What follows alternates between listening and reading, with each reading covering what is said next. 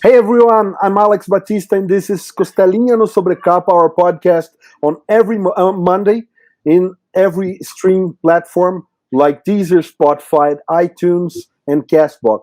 But also on YouTube, we have a video cast. So if you are checking out Sobre at YouTube, we have now video every Monday. And today we have a very special guest, no time to lose. So I'm calling out my partner in crime, Lucas Souza. Welcome, Lucas. Hi, Alex. It's a pleasure to be here with you once again. And I was born in the 90s, so this is a very special talk to me, too. We are going to talk with the creator of Rayner, Mr. Ron Marz. Hi, Ron. Thank you for being here with us. Hey, guys. Thanks for having me. I really appreciate it. Hi, Ron. Welcome to our space.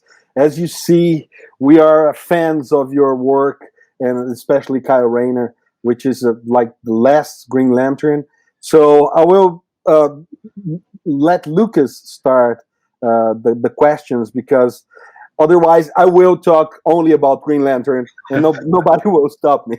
So Lucas, please start that off. Thank you. Before we talk about Green Lantern, I would like to ask you about one comic book. I think it's a really famous 90 comic book. It is Marvel versus DC Comics. It was a huge comic book. I grew up reading the stories. We have a really special crossover with Rayner and Silver Surfer. So I would like to hear from you where the ideas to do that crossovers, that Amalgama things came from, and which of those comic books do you think it's your favorite one from those Marvel versus DC clash? I guess they're all my favorite when you get right down to it. The idea, obviously, for Marvel versus DC came from Marvel and DC editorial. It was a time of a downturn in sales in the American comic book market. Had been a boom period, and now they were going into a bust period where a lot of comic shops were closing and sales had been dwindling. So Marvel and DC got together and wanted to do something that was going to put books on shelves that people wanted and give people reasons to go back into comic stores. So that's where Marvel versus DC came from. And I got a call from DC to ask me if I wanted to be half of the writing team on it. And in pretty short order, we were having meetings down in New York City actually at an editor's apartment. We didn't get to go into the Marvel and DC offices because they wanted to keep it really, really secret as much as possible. So we had to meet at Mark Grunwald's apartment uptown in Manhattan, and that's kind of where all of the parameters of the story got worked out, where the battles got worked out, and the sort of the overall framework of the story with two sort of cosmic gods going to war with each other, with the Marvel and DC universes as their proxies. And we figured out, at that meeting, who was going to fight who and how the battle should go.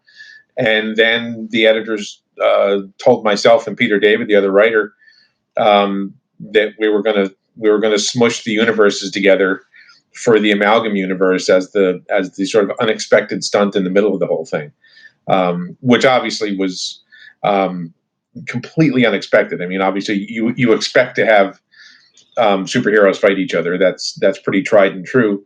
But to have the Marvel and DC universes get smushed together and have characters like Doctor Strange Fate and Super Soldier and Spider Boy, that was kind of the mind blowing part of it. That was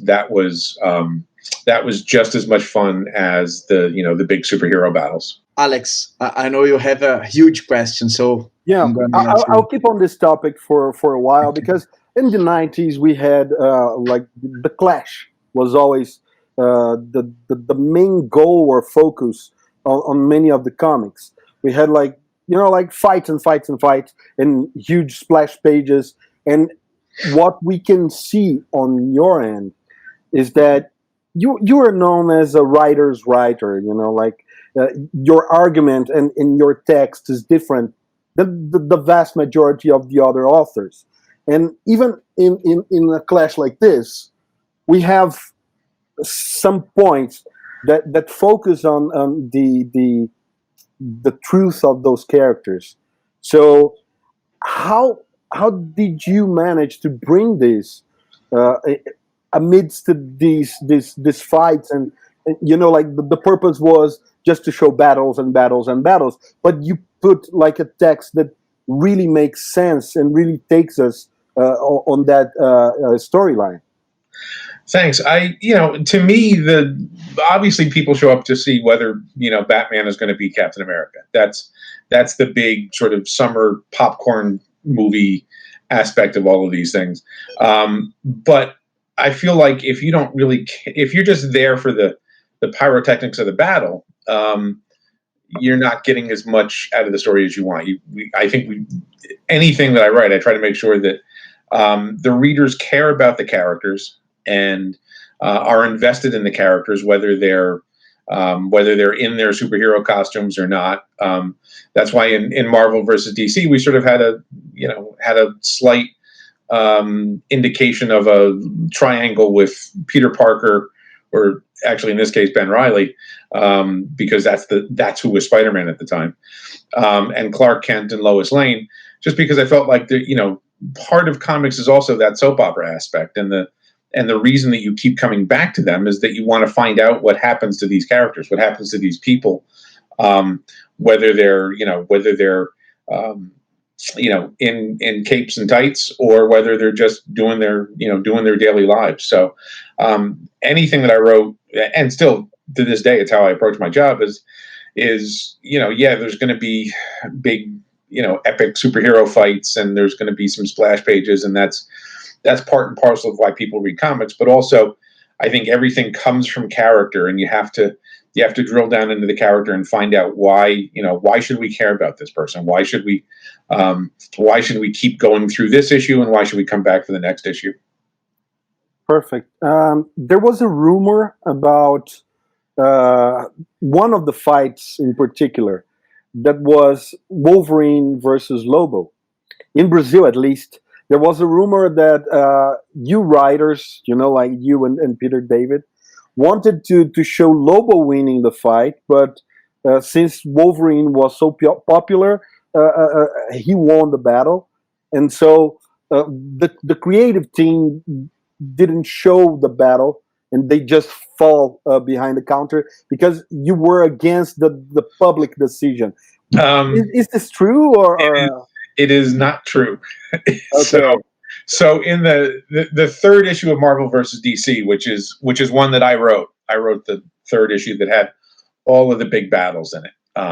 And the five battles were Superman and the Hulk, Batman and Captain America, Wolverine and Lobo, Wonder Woman and Storm, and then I guess Spider-Man and Superboy.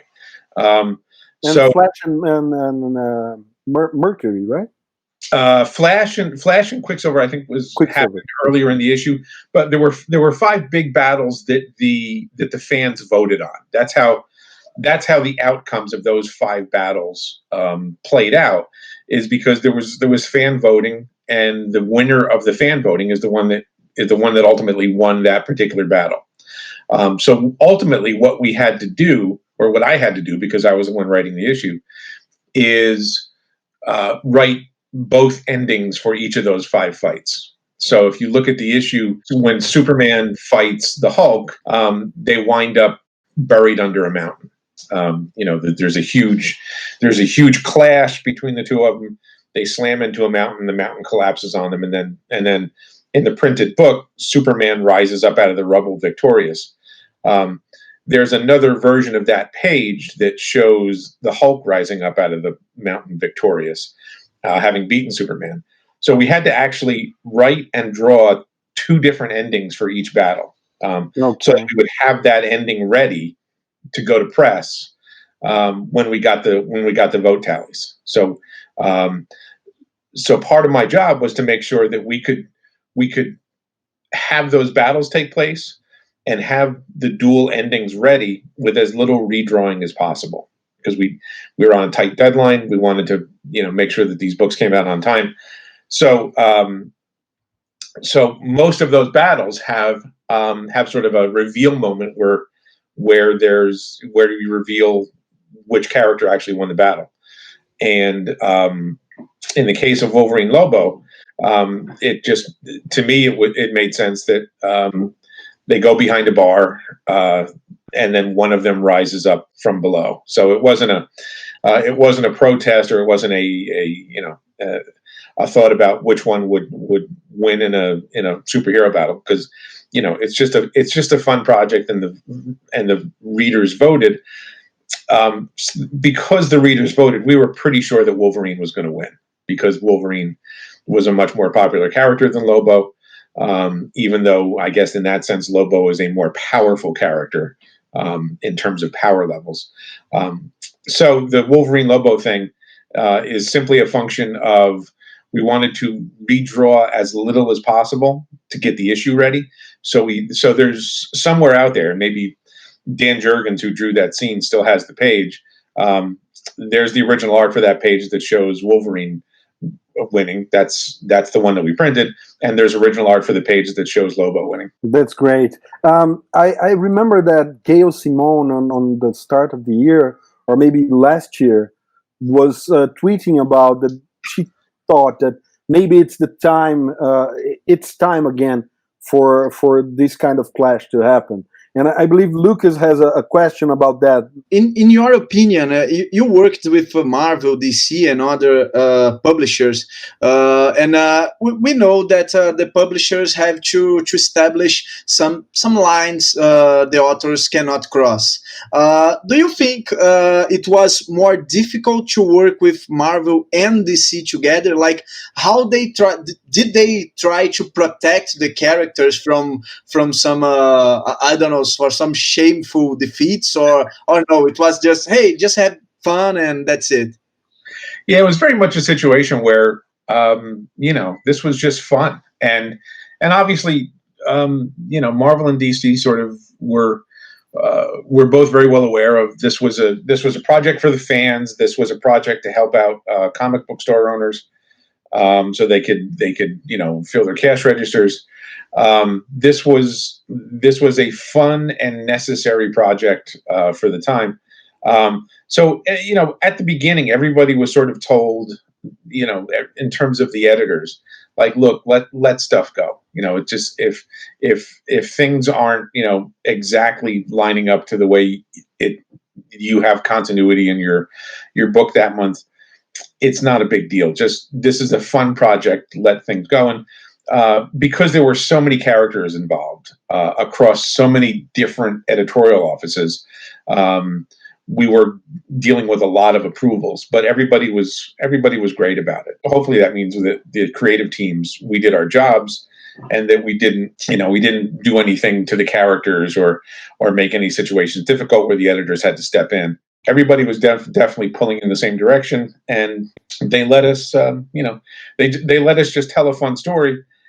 And probably a lot of that had to do with the fact that the supervising editor on the DC side was Mike Carlin, and the supervising editor on the Marvel side was Mark Grunwald. And both of those guys are huge comic fans, and they were best friends. So the fact that we were working through guys who were very well known to each company and very well known to each other really helped the whole thing move along.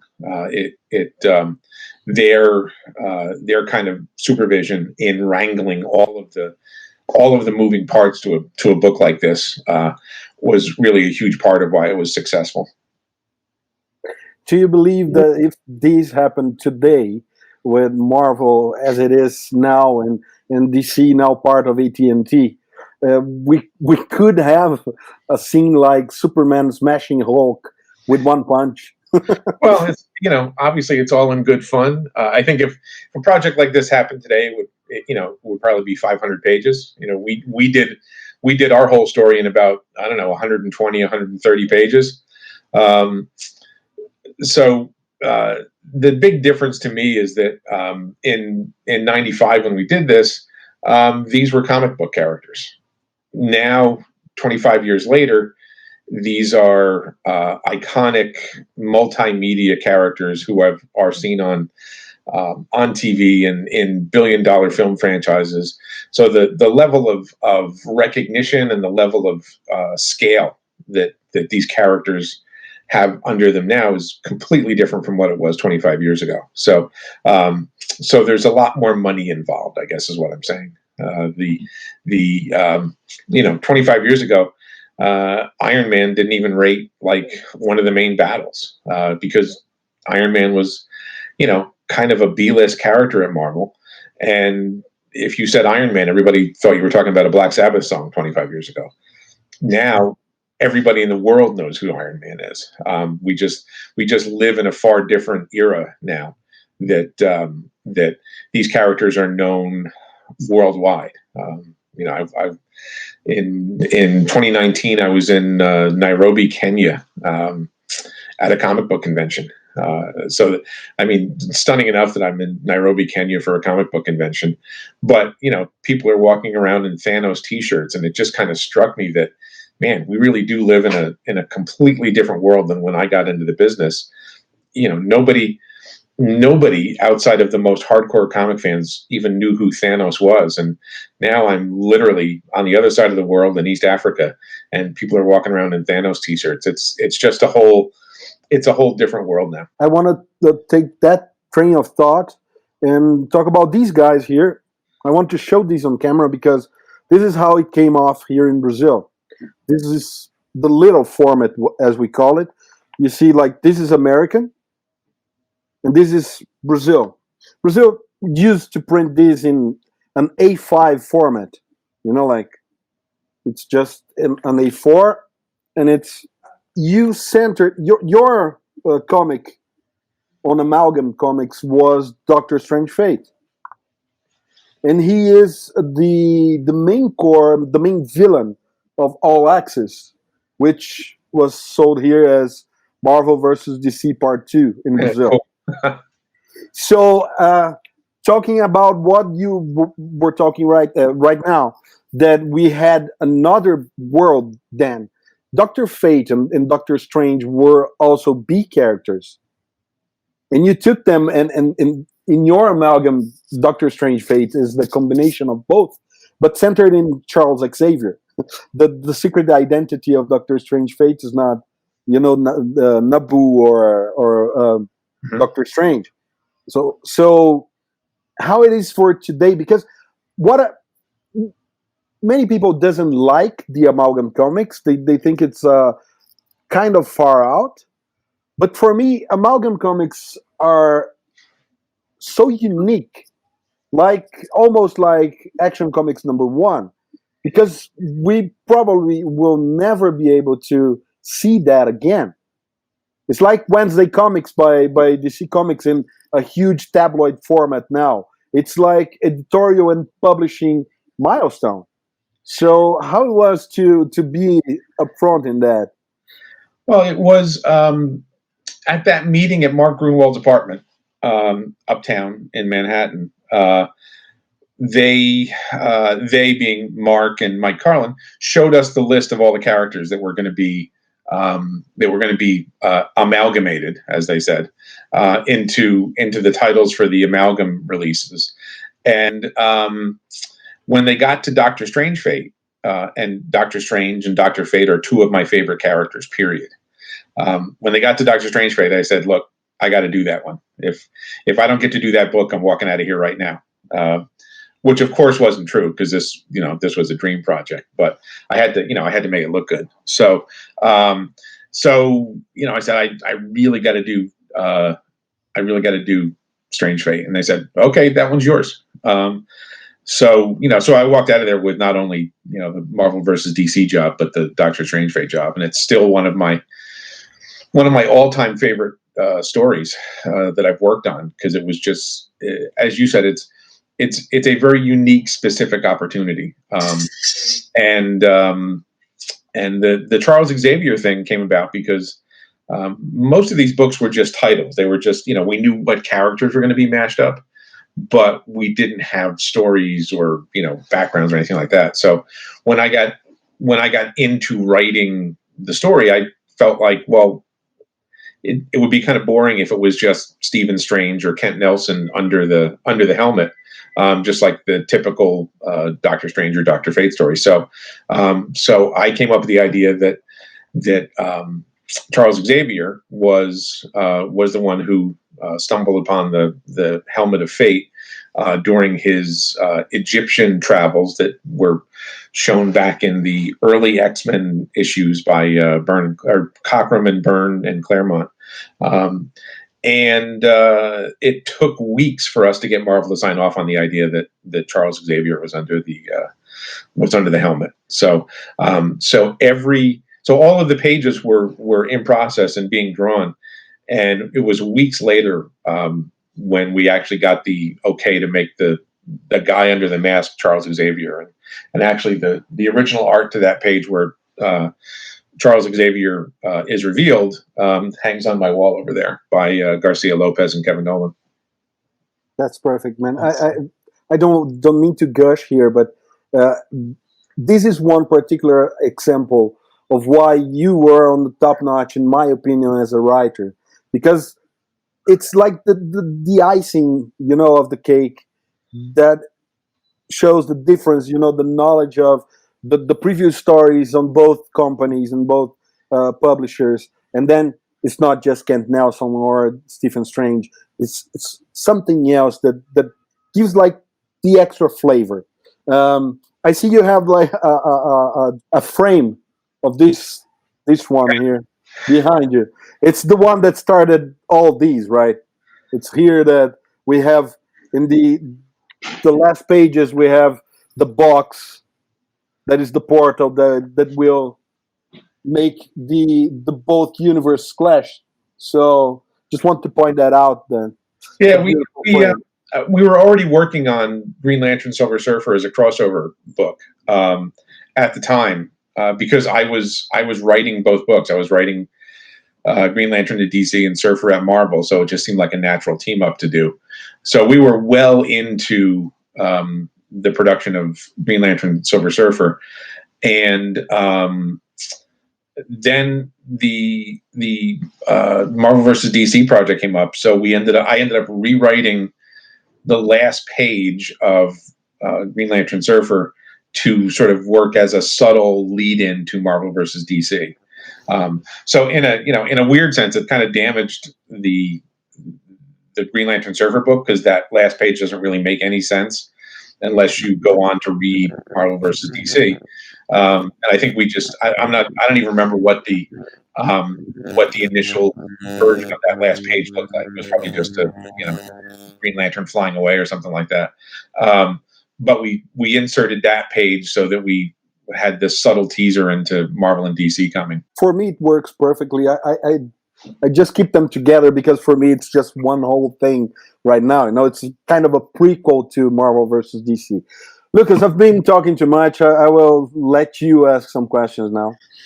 Man, can we please talk about Green Lantern? You are wearing the shirt. Let's talk about Green Lantern. I told at the beginning of our conversation that I grew up in the 90s. So I grew up with Rayner and Wally West. So I'm a huge fan of Barry. I'm a huge fan of the other lanterns. But hey, this was the first lantern I had contact with. So it's special to me. And I remember when I was a kid, I read the comic book, the Green Lantern comic book, and you shocked me. That's the true word for that. Because hey, the story was good. It was light. The Green Lantern was establishing himself, so it was fine. And then all of a sudden, he gets back home, and then his girlfriend is on the fridge. I was a kid. I just read The Death of Superman, so I said that I looked at that and I said, all right, probably it's not her, it's a clone. Remember, we had like the Spider-Man clone stories, and I said, all right, it's just a clone, and hey, everything's gonna be fine. But no, it was her on the fridge. I want to hear from you, like, where does that idea came from, and how DC Comics felt about it? Because that was a regular comic book, and we had a person on a fridge. So please tell us more about it. Well, it was, when we introduced Kyle's girlfriend, Alex, I knew that she was ultimately going to pay the price for his irresponsibility with this sort of wondrous gift that he's been given that he doesn't take seriously enough. To a great extent, the way comics work is that your main characters don't suffer lasting fates. They don't suffer permanent fates because they're the main characters. They've, Aunt May has died, 15 times, and Peter Parker is still here. It's just the nature of sort of cyclical shared universe storytelling that your main characters don't stop. They just, they just keep going. So the best you can do in terms of permanent ramifications for your characters is to deal with your supporting cast. So I knew from her first introduction that Alex was going to suffer the consequences of Kyle not taking his job seriously, or not, at least not understanding his job. And the idea, honestly, was inspired by, or I guess stolen from, is the proper way to say it, from the Stephen King novel Firestarter, when government agents come into the house of the girl Charlie, who has the powers, and end up killing her mother and stuffing her body in the washing machine, or maybe it was the dryer, one or the other. It's probably the dryer. And I remember when I was, I don't know, maybe a teenager, reading that novel, and it really, kind of affecting me that, oh my God, that's so horrific. It's going to scar the kid for the rest of her life. So that always stuck in the back of my mind, and that's where the inspiration for it came from. I don't think any of us had any concept that it would create the furor that it did.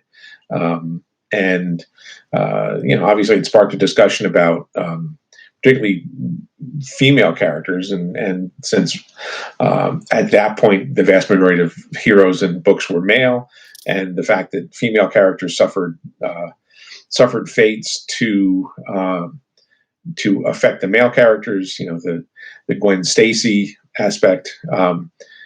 Certainly now people compare what happened with Alex in the fridge to Gwen Stacy. And that one actually never even occurred to me when I was working on it. To me, it was much more of an Uncle Ben moment. The Gwen Stacy comparisons are obvious and valid, but to me, this was always much more of in my mind, it was an Uncle Ben thing, because with great power comes great responsibility, and Kyle wasn't being responsible with his great power, and someone paid the price for it. I want to add that this is, as King made an impression on you, this scene made an impression on most of us, and it's still stuck in my mind. Like, it's gruesome, and the same way it makes everything Kyle Rayner is until today. So it's simply perfect. It's top notch, as I keep saying here. I'm a huge Superman fan, and when Kyle arrived, I said, "Hey, this is fun."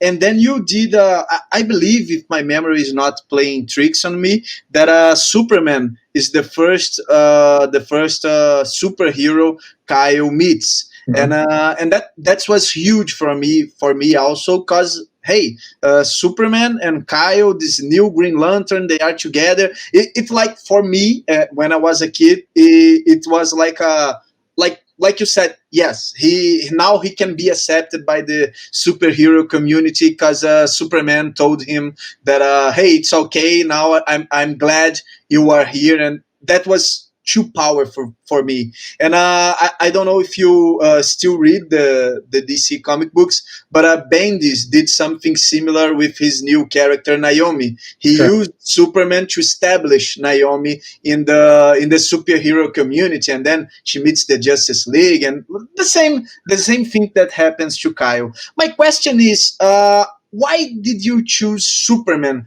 to be the first Kyle encounter in this DC universe? Well, Superman's the first one. He's the best one. I think in a lot of ways, Superman is the ultimate superhero. He's the one that started it all. And certainly for me personally, it was just, to be able to write Superman. I wanted to get Superman into the book as quickly as possible, because I just wanted to get my hands on Superman and do a story with him. And I still love Superman dearly. I just, our Superman issue of the Endless Winter crossover that Andy Lanning and I are working on right now for DC, the Superman issue just came out, and I'm still tickled anytime I get to work with Superman, because he's the one who started it all. He is to me the ultimate framework for how how a superhero works. And there's Superman to me isn't even he's not just a comic book character or even a film or TV character. He's a sort of a fictional icon to me, on the same level as Sherlock Holmes or Tarzan, a character just known completely around the world by everyone. There's hardly anywhere you can go in the world and show someone the S shield and they don't know what it is. So to me, it's just it doesn't get any better than Superman. So my intention was to get him into the book as soon as possible. Awesome.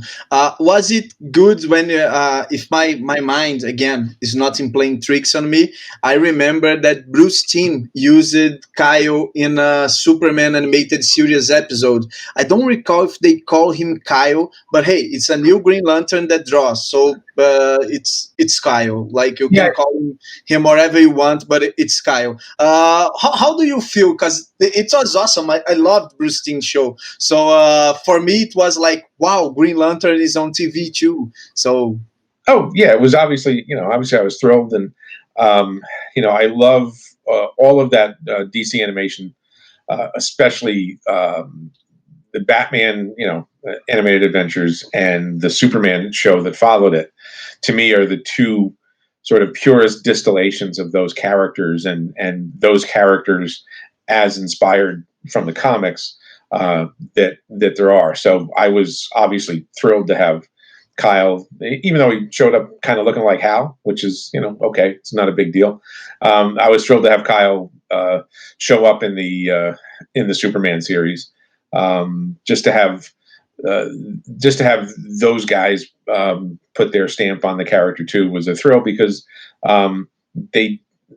those shows did such a good job of really getting everything that works about Superman and Batman and the other characters that show up along the way. It was just a pleasure. For me, Kyle is great because he works.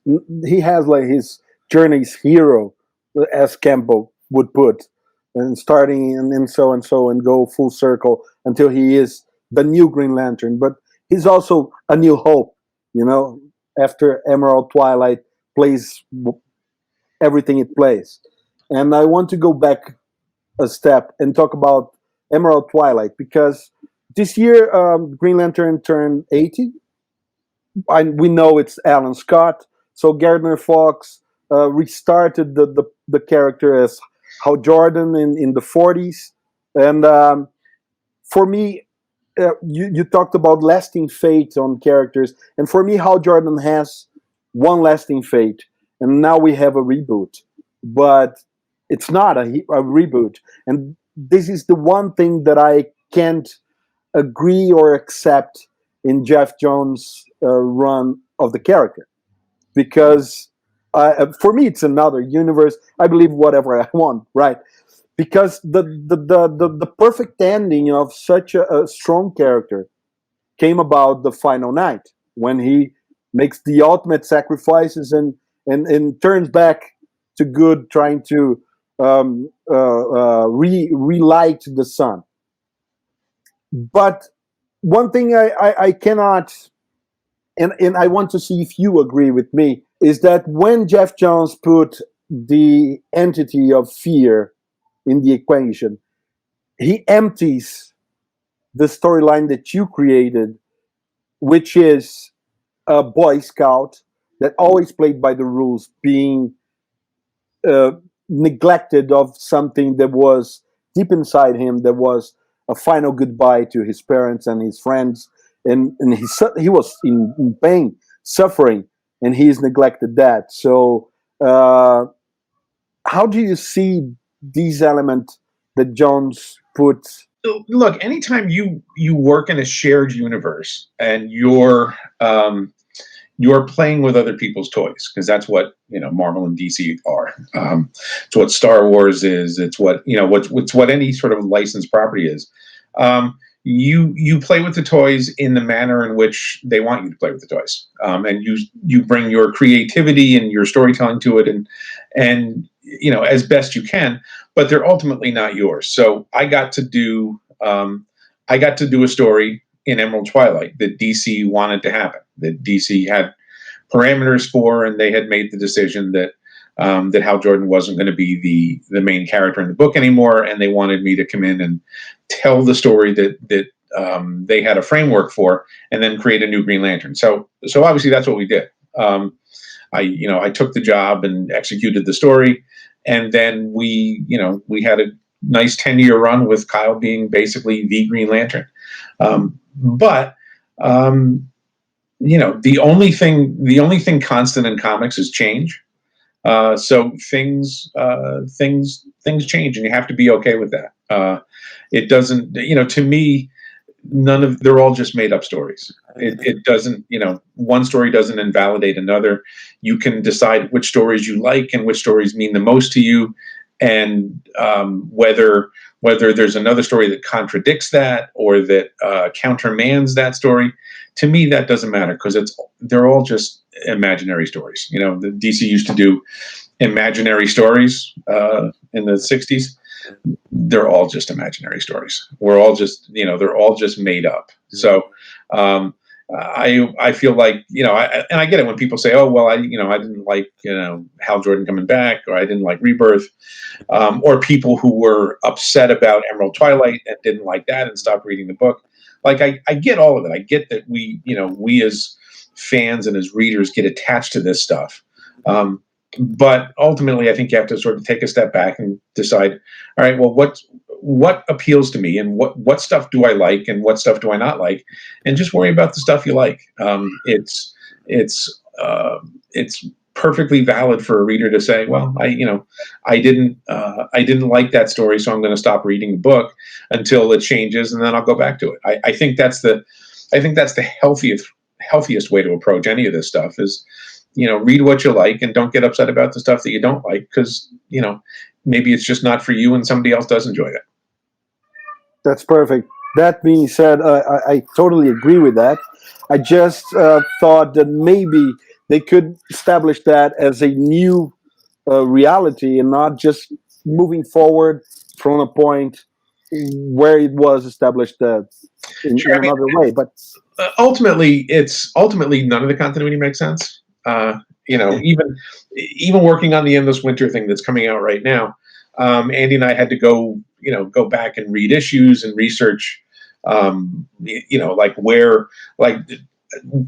Bendis's Superman run, the Fortress of Solitude was moved from the Arctic to the Bermuda Triangle, and it's all just details. It's all just it's all, I don't know. I kind of look at it like choose your own adventure. You can figure out which stories you like and which ones appeal to you, and concentrate on those, and don't worry about the reality of anything. Perfect. I just want to point out that this is the single story that makes most sense for me of all the others. So thank you very much for that. I was like 16 or 17 when I read it, and it was like a character-defining moment in my life, because I was raised like that by a man like Hal Jordan that never done anything that was not by the book and right.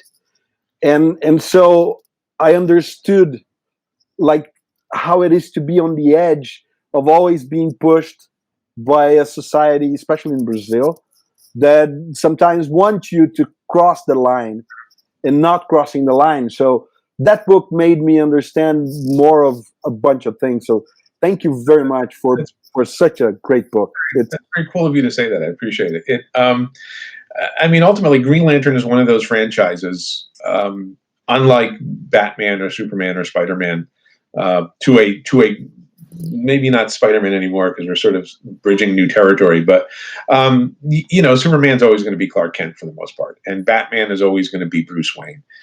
There will be other characters who put on that mantle for a while, but it ultimately always resets to what was created in the late 1930s, and that's true for many of the Marvel characters too.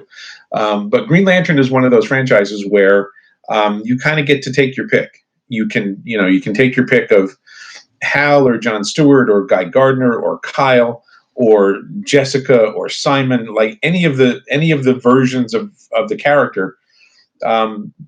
All of those versions have somebody who says, that's my favorite. That's the one I want.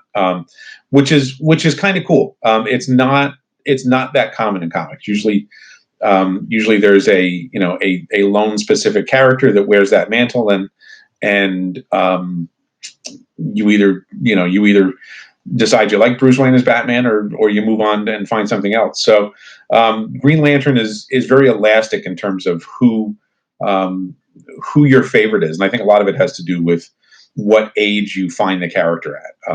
And I hear from people at signings or conventions or stuff like that they discovered Kyle at the right age, so he's their Green Lantern. And for people from a generation before, it's very much Hal. For a generation past that one, for a lot of people, it's John Stewart, because they discovered him through the Justice League animated series. So I think a lot of it is just, what age you were when you were first exposed to it, and that's kind of the one that sticks with you. Perfect. We are running out of time. Lucas, you have any final question? Just our classic final question. Our audience always ask us to make this question to you writers, and I believe it's a good one. You have lots of work, Marvel, DC, and in other publishers, and in Brazil we have lots of people that read Green Lantern, but doesn't know or doesn't discover other works you have. My question is, which works you recommend for those who want to know more about Ron Marz works? Well, like you said, the list is. I've been doing this for 30 years, so the list is pretty extensive. I did Witchblade for a bunch of years. I did obviously Silver Surfer and other stuff at Marvel and DC. I'm doing the Endless Winter crossover from DC that's coming out right now, at least here in the US. I don't know when it will reach Brazil. A number of years ago, I did a book called Samurai Heaven and Earth with a Brazilian artist, with Luke Ross, and that's actually one of my fondest projects ever. Luke's work on it is so amazing, and it just turned out exactly like I wanted it to. And I know it's in Brazil because I have a copy in Portuguese. So that's actually, if that's still available somewhere in Brazil, that's one of my favorite projects ever, and I hope people can check that one out. My last question would be, in your career, is there any fond moment that you can recall that you said, okay, I made it, this will be with me for my entire life? Those moments that you really appreciate what you're doing and Do you have any recollection? I mean, my whole career has been that. It's, you know, this is a dream job. This is the, you know, this is the job that you always wanted, but you don't think you're ever going to get, because how many people get to do this? You know, very, very small amount. And I've been very fortunate to have done what I've done and to be able to, you know, to still be doing it. It's a, you know, it's a blessing, and I am thankful every day that this is what I get to do for a living. I think more than anything, you know, the work itself is tremendous, and I'm proud of all of it. But the opportunity to travel to so many different places and meet so many different people because of comics has enriched my life far more than I ever could have suspected. I've been to, you know, 6 continents and have gotten to meet people in India and Europe and South America, South Africa, Kenya, New Zealand. It's just, you know, it sort of boggles my mind when I step back and think about, you know, I get to go do these things and meet people on the other side of the world because I write comics. It just sort of boggles my mind and makes me extremely fortunate to be able to do this and to come to the conclusion that we're all generally the same, whether it's someone in Brazil or India or Germany or South Africa. We're all comic geeks, and we all love the same things, no matter where we are or how we grew up. We all discovered this thing at the right age, and we all love it. That's perfect. I would have a number of questions involving Jim Starlin, Batman versus Aliens with Bernie Wrightson, Demigod, Harkins Raiders, and a bunch of other stuff.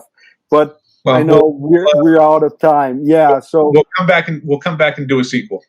Perfect. I would like just to invite you, as soon as Endless Winter is launched in Brazil, that we do another round. So cool. Yeah, we're halfway through Endless Winter here. So oddly, Endless Winter does have an ending. It'll stop at the end of December.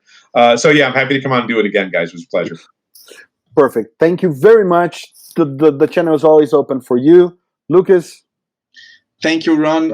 It was really special to talk with you, to hear your ideas. As I said, you were a big part of my childhood. So thank you very much for that. And please continue your work. We are huge fans and always here waiting for your new works.